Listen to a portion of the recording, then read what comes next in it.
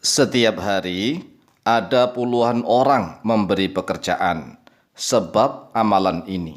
Assalamualaikum warahmatullahi wabarakatuh. Bismillah walhamdulillah wassalatu wassalamu ala rasulillah Sayyidina wa maulana Muhammadin ibn Abdillah wa ala alihi wa sahbihi wa mawalah wa la hawla wa la quwwata illa billah amma ba'd. Saudaraku kaum muslimin wal muslimat rahimakumullah. Wabil khusus saudara-saudara kami para pecinta dan subscriber channel YouTube An-Mu'allim Center dimanapun berada. Yang tidak lupa dan tidak bosan-bosannya senantiasa kami doakan. Semoga Allah Azza wa Jalla memberikan kesehatan, sehat walafiat lahir dan batin. Semoga Allah Jalla Jalaluh memberikan rizki yang melimpah ruah, harta yang barokah, menjadikan anak-anaknya anak-anak yang soleh dan solihah, dzurriyyahnya dzurriyyah yang thayyibah, hidupnya sukses, bahagia dan selamat di dunia dan di akhirat. Amin amin Allahumma amin. Saudaraku kaum muslimin wal muslimat rahimakumullah. Di dalam video kali ini kami Al-Fakir Tawa Mu'allim akan mengisahkan suatu kisah kenyataan, si kisah nyata, kejadian nyata. Hampir setiap hari ada puluhan orang bahkan ratusan orang memberi pekerjaan. Ini kan luar biasa. Jadi hampir setiap hari ada puluhan orang bahkan sampai ratusan orang kan banyak nih, memberi pekerjaan. Dan ini hasilnya sungguh luar biasa. Mengapa? Ya karena pekerjaannya itu cukup lewat WA. Mengapa lewat WA begini? Ini adalah kisah kami pribadi, yaitu Al-Fakir Tawa Mu'allim.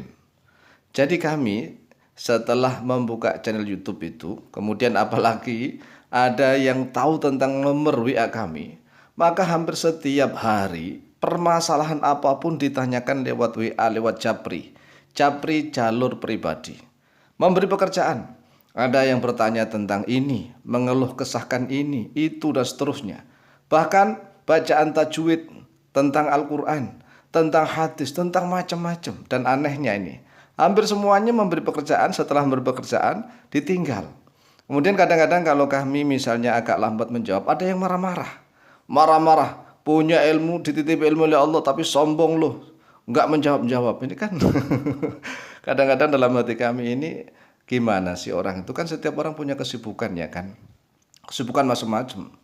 Kita semua juga punya anak istri, punya santri, punya pekerjaan masyarakat. Ngurus bukan hanya ngurus diri sendiri, ngurus masyarakat, baik yang nyata maupun yang maya. Gantianlah jawaban itu, gantian.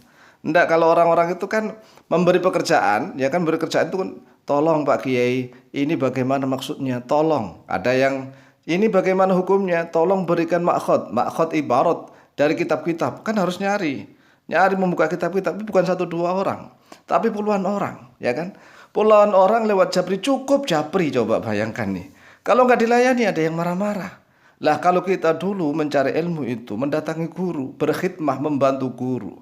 Kita berupaya keras, harus mengabdi, melayani guru. Artinya membantu segala pekerjaan guru, agar guru itu sangat ringan, sangat mudah. Kalau guru itu sudah banyak pekerjaan, maka biasanya akan repot untuk mengajar para santri. Lah kalau orang sama sekarang enggak. Mencari ilmu cukup lewat Japri WA, tidak dijawab, tidak dilayani, marah-marah. Ini kan luar biasa. Luar biasa. Masya Allah. Inilah di akhir zaman. Tetapi kita tetap harus bersabar. Harus bersabar karena memang mayoritas umat Islam Indonesia ini kan, mohon maaf nih, kan terobsesi ingin kaya semua. Tapi upayanya, mohon maaf, kurang. Sedangkan orang-orang yang mendekatkan diri kepada Allah, karena yang punya harta itu Allah, yang punya langit dan bumi Allah, yang menghidupkan, mematikan semua Allah. Lah kenapa kita tidak mendekatkan diri kepada Allah? Caranya bagaimana mendekatkan diri kepada Allah? Yaitu mendekatkan diri kepada orang-orang yang sudah mendekatkan diri kepada Allah. Sebagaimana Rasulullah SAW kan diajari oleh malaikat Jibril. Bahkan itu Rasulullah diajari oleh malaikat Jibril akan dekat kepada Allah. Setelah dekat kepada Allah, derajat Rasulullah SAW kan lebih tinggi. Kemudian Rasulullah mengajarkan ilmu itu kepada para sahabat. Para sahabat mengajarkan ilmu kepada para tabi'in. Dan sahabat itu melayani Rasulullah. Hampir semua sahabat melayani Rasulullah. Kemudian murid-murid tabi'in itu melayani para sahabat. Makanya zaman dulu itu ada adab etika mencari ilmu. Adab-adab mencari ilmu yaitu salah satunya adalah berkhidmah, melayani guru. Tidak boleh berjalan di depannya guru. Harus menunduk, harus nurut, taat, patuh dan seterusnya. Masya Allah. Nah ini kalau zaman sekarang orangnya kepengen mulia, kepengen kaya, kepengen enak. Tapi dari nol selalu begitu. Tidak pernah bersusah payah. Maka biasanya orang seperti itu sampai tua pun hidupnya akan susah. Kalau orang itu ingin mulia, ingin jaya, maka harus bertirakat dulu. Harus ditempa dulu. Sebagaimana besi. Besi kalau ingin menjadi senjata tajam ya. Kan namanya besi yang sudah karatan. Itu harus dibakar dulu. Coba dibayangkan. Dibakar panas sampai merah membara. Bahkan merahnya sampai kuning. Setelah itu dipukulin pakai bodem, itu palu besar, tang tong tang tong tang tong. Setelah itu baru dimasukkan ke air ces. Kemudian dibakar lagi, dibolak-balik sampai mendidih, ya kan, sampai panas luar biasa. Setelah itu diambil lagi, dipukuli lagi, tang tong tang tong tang tong. Kemudian dimasukkan ke dalam air lagi, berulang-ulang. Lah orang zaman Islam zaman sekarang nih, orang Islam zaman sekarang kalau ingin mulia jangan begitu. Harus ada tekad untuk ya sebeberapa waktulah mengabdi kepada guru, berkhidmah dulu melayani guru. Setelah keluar maka akan mulia. Lah kalau dari awal sudah ingin enak kepenak, enggak ada begitu. Enggak ada proses yang enak kepenak kecuali orang-orang kafir. Kalau orang-orang kafir kan ad-dunya sijnul mu'mini wa jannatul kafir. Dunia ini adalah penjaranya orang mukmin. Artinya orang mukmin itu punya batasan-batasan. Tetapi dunia ini bisa menjadi miliknya orang mukmin sekaya raya. Sebagaimana Nabi Sulaiman. Nabi Sulaiman itu memiliki harta kekayaan yang tidak tertanding itu. Orang mukmin tuh. Jadi kalau orang mukmin ingin kaya seperti Nabi Sulaiman. Nabi Sulaiman itu anaknya Nabi Daud. Nabi Daud seorang raja. Tapi Nabi Sulaiman tatkala ditawari tahta oleh bapaknya yaitu oleh Nabi Daud. Nabi Sulaiman nggak mau. Saya memilih mencari ilmu. Keluar dari istana.